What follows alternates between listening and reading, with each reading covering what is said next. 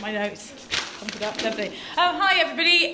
Bob asked me to do this, so here we go. This is my top 5 in terms of questioning. It might be things you already know, but what I think with these things is there something that you can take away from this and use it Monday morning? I think that's the thing. It doesn't take a lot of thinking, doesn't take a heck of a lot of sort of preparation, and it's those things that we should be doing, but perhaps aren't in the best possible way. So, here we go.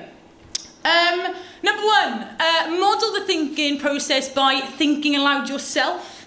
So I was just thinking, I'm standing here now, what's the point of this? Who's it going to benefit? How do I need to act? So by modelling something to the children and thinking to yourself, this is how you do it, to whatever kind of question it is, you're giving them the opportunity to see you, actually put yourself quite vulnerably out there, to think of a way of asking really relevant questions. So thinking aloud, so them to see that and model that can really sort of inspire those guys to perhaps have a go when they wouldn't have before. Number 2. Hot air balloon questioning. This is when you can have a piece of paper and you draw a big balloon on it, hot air balloon, and it's usually with a concept or an idea. So this can be used in media, lots of different types of subjects. So in media, for example, you might have an idea of a music video. So what needs to happen for that idea to lift off the ground effectively? So who needs to be on board? What needs to be right for your project to take off? What is holding it on the ground from holding that back? What will really make it fly, sort of really get it going? And what might make the balloon burst or blow it off course? So what problems? So there's just really 5 simple questions, and you can surround this hot air balloon with the main idea in the middle and come off there with questions that's going to really help them think of a concept, an idea that's going to actually work. Because a lot of the time they might sort of think, oh, well, it's all good, it's all fine, but then thinking what's holding it back and what might blow this balloon off course are the ones that's going to really develop their idea or their concept.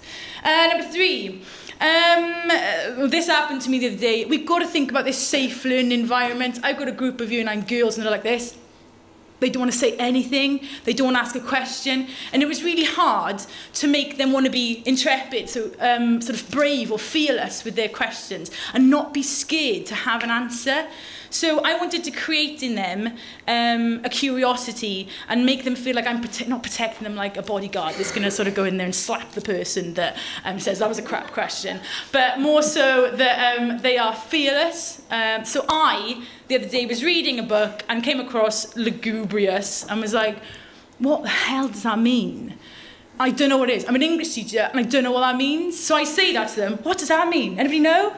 And so I think putting myself in a vulnerable situation and getting them to then look up the word for me, for starters, or something like that, will make then them think, oh, well, Miss is doing it. She's role modelling. It's okay to get something wrong. It's all right if it doesn't matter if we fall at that first hurdle, because we'll have another go. And then the next lesson, do you remember that word that I messed up last time? Oh, yeah, let's try and get it right this time, because we'll learn from that.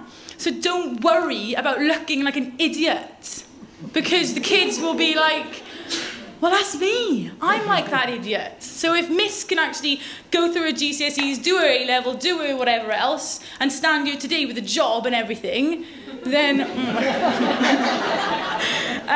she's doing all right. So yeah, safe learning environment. Number 4, are we doing on time? 6 seconds, it's not going to happen.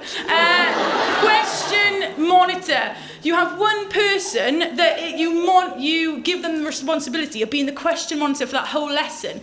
So they might have a sort of a tick sheet of what is quality questioning, and they're just listening out for, and they might sort of reflect in the last 2 minutes of the lesson, what's enhanced our learning in terms of questions today?